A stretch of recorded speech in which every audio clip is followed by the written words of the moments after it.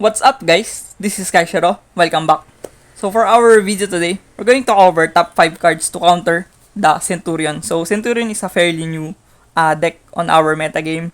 This deck was introduced by Deck Build Valiant Smashers that was debuted on 2 weeks ago. Yeah, 2 weeks ago. So this deck is fairly new, but this deck also gained instant success and traction over the course of 2 weeks from their debut on our metagame. So we can already tell that this deck is quite successful from their release, from the moment that they are released. And this is a deck that you should be prepared to play against because this deck can instantly win some games by summoning out the Calamity on their side of the field successfully and consistently. So the moment that they can summon Calamity on their side of the field is almost instant win for them because you cannot do that much when deck like Centurion can consistently summon out the Calamity like Manadium and those Calamity Turbo decks. This deck is quite better and more consistent on bringing out the Calamity on their side of the field. And yeah, I think you should really be prepared on facing against this deck because if you don't have countermeasures or tactics to play around the Centurion line of play that goes into Calamity, you're practically losing the game from the moment that you have no countermeasures or answers to interrupt them going into Calamity. So yeah, this is a very absurd deck right now in the format, a very toxic and broken interaction right now. So yeah, we need to be prepared on dealing against this Centurion. So at this video, we're going to tackle what are the 5 best cards to answer the Centurion and counter their line of play. So yeah, moving towards the number 5, we have Ghost Reaper and Winter Cherries. So this card is practically used to cancel out or eradicate the Calamity or Crimson Dragon. On this video, I don't have the Crimson Dragon on my card pool. That's why I'm going to just use Calamity as my reveal target for the Winter Cherries. But you can also pick Crimson Dragon as your target over the Calamity because it's more beneficial for the Centurion to have on their extra deck and much more impactful as well. But you can also use Calamity as your target. It won't matter that much. But yeah, I think Winter Cherries is one of the good cards and hand traps that you can play to answer out the Centurion, especially if your extra deck has leeway or vacant slots to incorporate some of the extra deck monsters like Crimson Dragon and Calamity. And Winter Cherries also as well can be good against a very popular deck as well on the format. Purely, you can use Winter Cherries to eradicate the Expurlinor on their extra deck. And also, Dragon Link and Tearlaments are quite popular. So you can use Winter Cherries to eradicate the Chaos Ruler as well on their extra deck. So at number 5, we have Ghost Reaper and Winter Cherries or Fuyu. Moving towards the number 4, we have Book of Moon. So BOM or Book of Moon is used to face down the monsters of Centurion when they try to go into Synchro line of play because as I have said earlier, they go into Calamity. So they are very prominent on having Synchro line of plays. So you can use Book of Moon to face down their monsters on their side of the field so that they cannot procure their line of play into something like Crimson Dragon and going into Calamity. So yeah, as the saying says, the prevention is better than cure. So yeah, Book of Moon is one of the good cards that you can take in to answer the Centurion.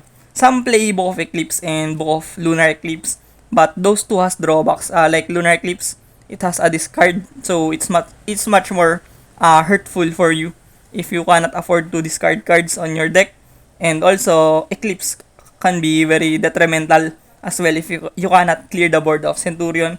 So I just prefer Book of Moon over those two cards because I do feel like that this is a safer card to play over the Lunar Eclipse and Book of Eclipse. So at number 4, we have Book of Moon. And also it can dodge out targeting negations as well on your disposal like Imperm and Veiler that can be used against you and which is very popular as well on the format right now. Veiler in Imperm. So yeah, at number 4 we have BOM. Moving towards the number 3, we have Cosmic Cyclone. So Cosmic Cyclone is used to answer the Centurion because the Centurion monsters on their side of the field on that will be practically move into their spell and trap zone are considered as continuous traps. So you can use Cosmic Cyclone to eradicate those back row strategy of Centurion before going into their synchro line of play that will go into Calamity eventually. So you can use Cosmic Cyclone to target out those back row monsters, pseudo back row monsters that is considered as continuous traps using the Cosmic Cyclone, and you are pretty much good to go. Most of the time, you have to target out their monsters on their side of the field, like Primera and Trudea and Emmet. So yeah, I think Cosmic Cyclone is a good card to answer the line of play of Centurion. And also, Cosmic Cyclone can be very impactful on the format because Runic is very prevalent as well on the format. Runic is one of the decks that you should also respect because this is a stun deck and can deck you out of the blue. So Cosmic Cyclone can help you instigate the line of play of Runic to cancel out or eradicate their field spell, which is the choke point and the most pivotal card of Runic on their deck. So yeah, Cosmic Cyclone is my number 3 on this list. Moving towards the number 2, we have Super Poly. So Super Poly is used on to counter the Centurion because you can use Super Poly on a window where there's a Legacia, Centurion Legacia and Centurion Primera on their side of the field because they are both light attributes but has different types. So you can use Super Poly to answer the Centurion line of play that can go into something like the Fusion Mud Dragons of the Swamp. So yeah, I think Super Poly is one of the best cards that you can take in generally to answer the Centurion because they cannot respond, to be honest, on these Super Poly. So they will be rendered with no counter plays and they are left with no resources as well. So yeah, I think Super Poly is one of the better cards to answer the Centurion. If you're just going to pick one card on these 4 cards that I have been saying at the moment right now, I think Super Poly is the best option for you. But as we all know, most decks doesn't have the capacity or space on the extra deck to fit in something like Madragon of the Swamp. So yeah, it is quite not that general as well on the moment. So yeah, Super Poly is quite good as well on the format because it can answer meta decks like Tier Elements because they are swarming with dark monsters, so that you can use those monsters into something like Starving Venom, Fusion Dragon, those decks like Tier Elements, and Branded as well, caters dark monsters. So yeah, I think Super Poly is one of the better cards that can answer out Centurion and the metagame as well. So at number 2, we have Super Poly. Moving towards the number 1 before we eclipse towards the number 1 tech card or card to use against Centurion right now.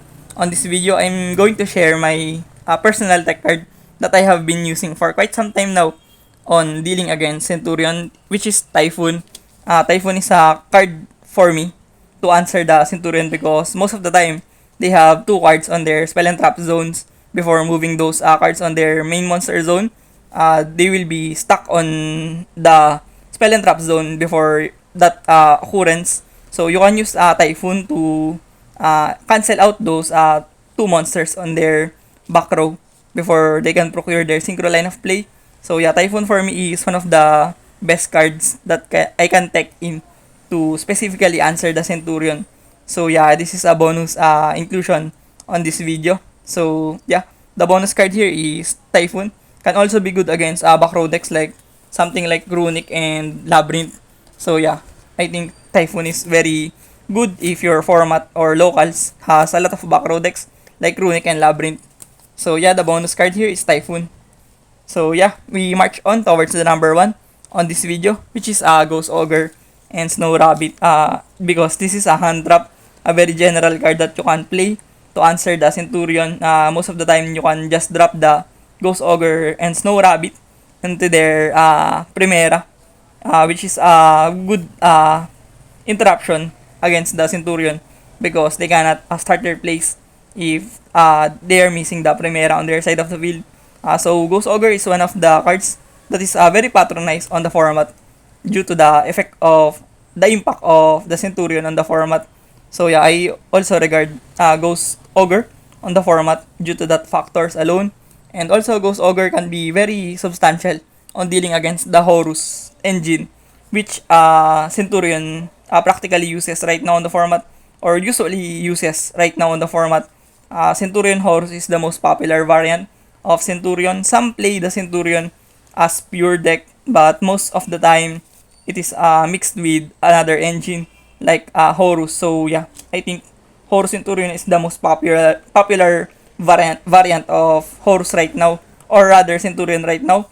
But they also have variants like Dogmatica Centurion and Bestial Centurion, which is also popular depending on the player base. So right now the Centurion build is not that predetermined or standardized right now.